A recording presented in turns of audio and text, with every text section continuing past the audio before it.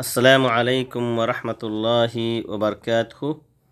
الحمدللہ رب العالمین والصلاة والسلام علی اشرف الانبیاء والمرسلین نبینا محمد وعلی آلہ وصحبہ اجمعین ومن تبعہم بإحسان الی یوم الدین، اما بعد۔ آج فقہ کا چوتھا درس ہے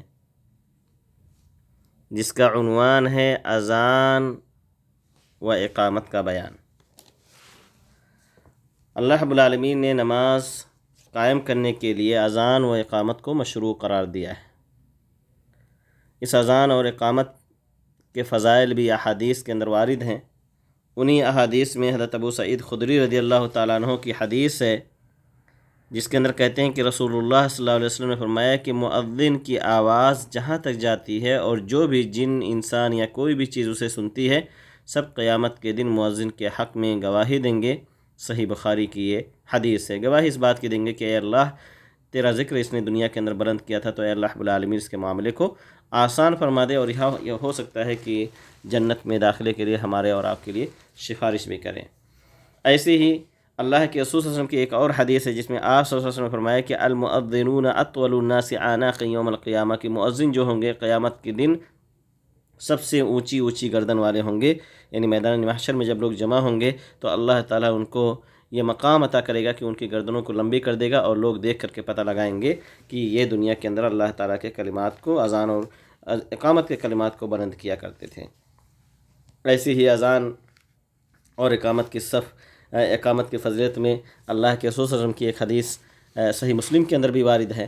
حضرت ابو ہریرہ رضی اللہ تعالیٰ عنہ کہتے ہیں کہ رسول اللہ صلی اللہ علیہ وسلم نے فرمایا کہ لو یعلم الناس ما فی النداء والصف الاول ثم لم يجدوا الا ان يستهموا علیہ لاستہموا، اگر لوگوں کو پتہ چل جائے کہ اذان اور پہلی صف کا کیا ثواب ہے تو اس کے لیے ضرور لوگ قرآن اندازی کریں۔ یہ صحیح مسلم کی حدیث ہے۔ حدیث تھوڑی سی لمبی ہے لیکن اذان کی فضیلت اس ٹکڑے سے جو ہے ثابت ہوتی ہیں۔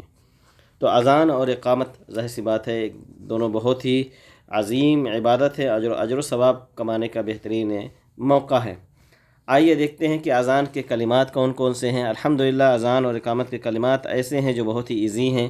ہر کوئی شخص اس اذان اور اقامت کے کلمات کو سیکھ سکتا ہے اور اجر و ثواب حاصل کرنے کا موقع وہ اپنے لیے نکال سکتا ہے۔ اذان کے کلمات ایک حدیث کے اندر 19 کلمات وارد ہیں اور ایک دوسری حدیث کے اندر 15 کلمات وارد ہیں۔ 19 کلمات کون کون سے ہیں؟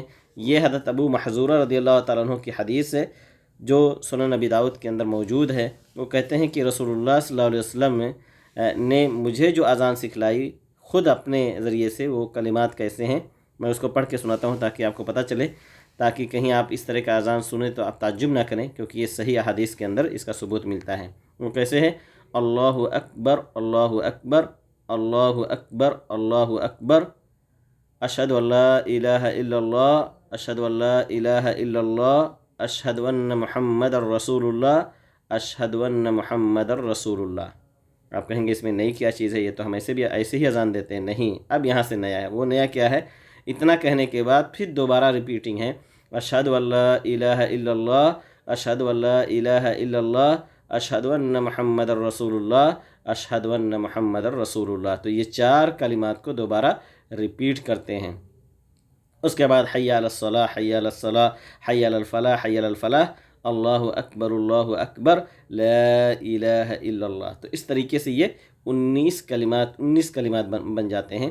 اور جب یہ 19 کلمات، جب اس کو دوہری اذان کہا جاتا ہے، جب دوہری اذان اگر مؤذن کہے گا تو پھر اس کے لیے دوہری اقامت کہنا مسنون ہوگا۔ یعنی وہ اقامت کیسے کہے گا؟ جیسے ہم اذان دیتے ہیں اور اس کے بعد قد قامت الصلاح کہے گا، تو اس طریقے سے اس کے 17 کلمات بن جائیں گے۔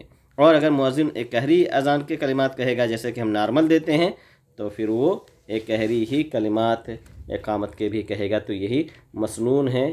لہذا لوگوں کو بہت ضروری ہے احکام کو جاننا، خاص طور سے ان لوگوں کے لیے جو اذان اور اقامت کہتے ہیں۔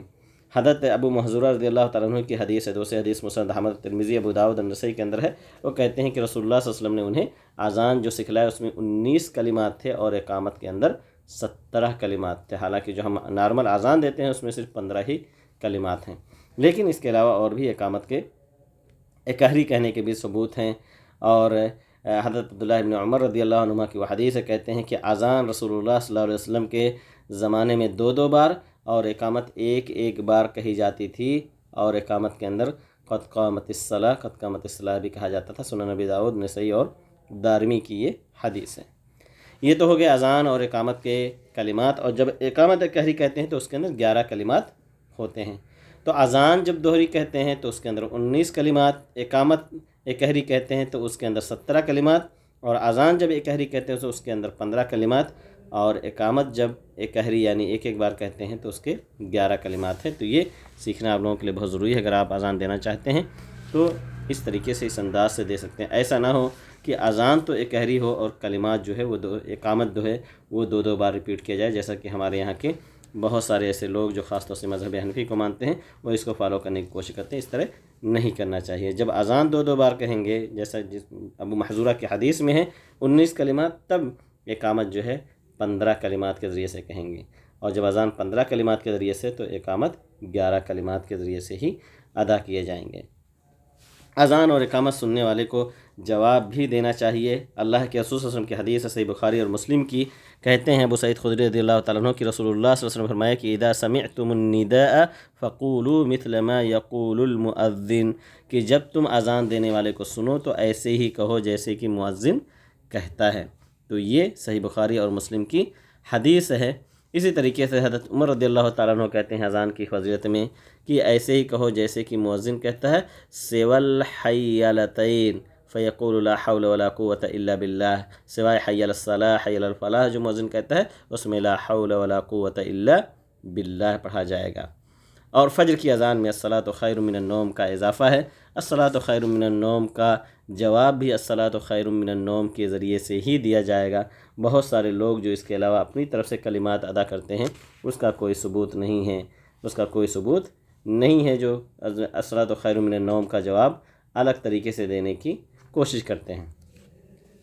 ایسے ہی اللہ کے رسول صلی اللہ علیہ وسلم کی طرف سے بشارت ہے ان لوگوں کے لیے جو اذان اور اقامت کا جواب دیتے ہیں۔ چنانچہ حضرت ابو ہریرہ رضی اللہ تعالیٰ عنہ کی حدیث ہے، سنن نسائی کی حسن درجے کی حدیث ہے، کہتے ہیں کہ ہم رسول اللہ صلی اللہ علیہ وسلم کے ساتھ تھے تو بلال رضی اللہ تعالیٰ عنہ نے اذان دی، جب خاموش ہو گئے تو آپ صلی اللہ علیہ وسلم فرمایا کہ من قال مثل هذا یقینا دخل الجنہ، جس شخص نے ایسے ہی ریپیٹ کیا یقین کے ساتھ یعنی دہرایا تو وہ جنت کے اندر داخل ہو گیا۔ تو تصور کریں کہ کتنی عظیم فضیلت ہے اذان کے کلمات کو دہرانا۔ اب آئیے دیکھتے ہیں کہ کیا اذان کے کلمات کے بعد کیا کچھ دعائیں پڑھنا بھی ثابت ہے؟ جی، نبی کریم صلی اللہ علیہ وسلم سے ثابت ہے۔ آپ صلی اللہ علیہ وسلم نے فرمایا کہ جو شخص اذان دینے کے بعد جو اذان سنے اور کہے اللہم رب هذه الدعوة التامة والصلاة القائمة آت محمدا الوسيلة والفضيلة وبعثه مقاما محمودا الذي وعدته حلت له شفاعتي يوم القيامة، رواہ البخاری، صحیح بخاری کی حدیث ہے۔ حضرت جابر رضی اللہ تعالیٰ کہتے ہیں کہ جس نے یہ دعا پڑھی اذان کے بعد تو نبی کریم صلی اللہ علیہ وسلم فرماتے ہیں کہ قیامت کے دن اس کے لیے میری شفاعت جو ہے سفارش کرنا میرے ذمہ ہوگی، یعنی میری شفاعت اس کے لیے کام کرے گی، ثابت ہوگی۔ اسی طریقے سے حضرت عبداللہ ابن عمرو بن العاص رضی اللہ تعالیٰ عنہ کی حدیث ہے، اس میں درود و سلام کا بھی ذکر ملتا ہے۔ لہذا ایک آدمی کو اللہم صلی علی محمد، اللہم بارک علی محمد، جسے درود ابراہیمی کہا جاتا ہے، اس کو بھی پڑھنا چاہیے۔ اس کے بعد جو ہے یہ اللہم رب هذه الدعوة التامة والصلاة القائمة بھی پڑھنا چاہیے۔ اسی طریقے سے صحیح مسلم کے اندر ایک حدیث اور بھی ہے کہ جو شخص اذان سنے اور کہے اشہد ان لا الہ الا اللہ وحدہ لا شریک لہ وان محمدا عبدہ ورسولہ رضیت باللہ ربا وبمحمد رسولا وبالاسلام دینا غفر لہ ذنبہ، یہ صحیح مسلم کی حدیث ہے حضرت سعد بن ابی وقاص کی کہ جو شخص یہ کہے اذان کے بعد تو اللہ رب العالمین اس کے گناہ کو بخش دیتا ہے۔ تو کہنے کا مقصد یہ ہے کہ جو بھی دعا آپ کو یاد ہو اس کو ضرور پڑھنی چاہیے۔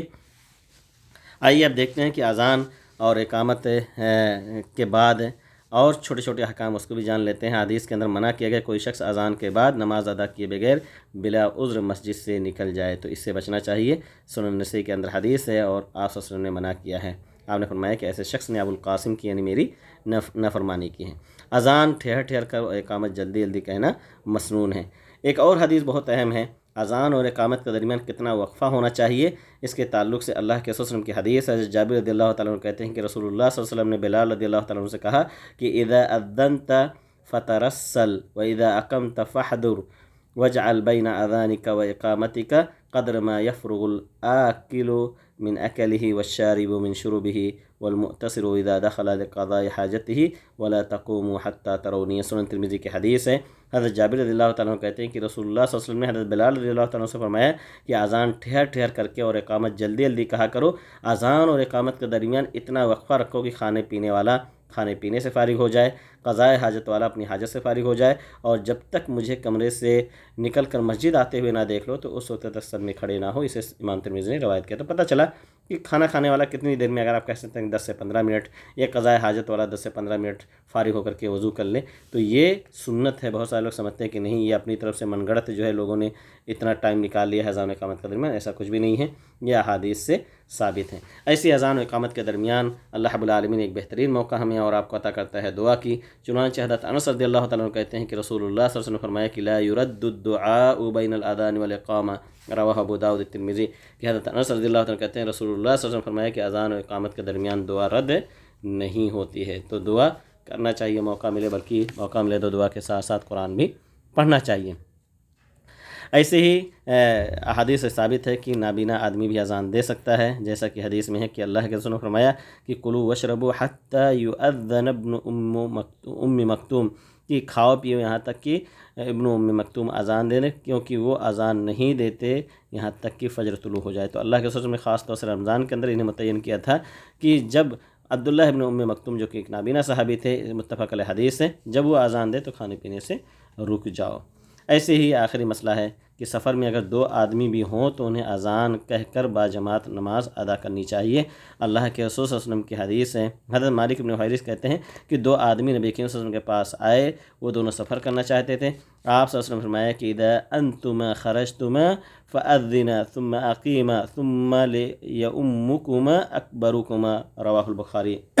2 آدمی نبی کریم کے دونوں حاضر ہوئے جو سفر پہ جا رہے تھے. آپ نے انہیں نصیحت فرمائی کہ جب تم دونوں سفر کے لیے نکلو تو اذان اور اقامت کہو، پھر تم میں سے جو بڑا ہو امامت کرائے. اسے امام بخاری رحمۃ اللہ علیہ نے روایت کیا ہے. اس طریقے سے یہ اذان اور اقامت کے تعلق سے ہمارا یہ درس آج کا مکمل ہوا، جو کہ چوتھا درس تھا فقہ کا، سیکنڈ لیول کا. اور انشاءاللہ ایسے ہی ایک ایک چیپٹر آپ لوگوں کے لیے لے کر کے آیا جائے گا. اللہ تعالیٰ سے دعا کریں کہ اللہ رب العالمین ہم سب کو اذان اور اقامت کے کلمات سیکھنے کی اور اس کو مسجد کے اندر اذان ہم سب کو دینے کی بھی توفیق عطا فرمائے، تاکہ ہم اس کا اجر و ثواب حاصل کر لیں اور اپنے بچوں کو بھی ان کلمات کو سکھانے کی توفیق دیں. آمین. وآخر دعوانا رب العالمین. السلام علیکم ورحمۃ اللہ وبرکاتہ.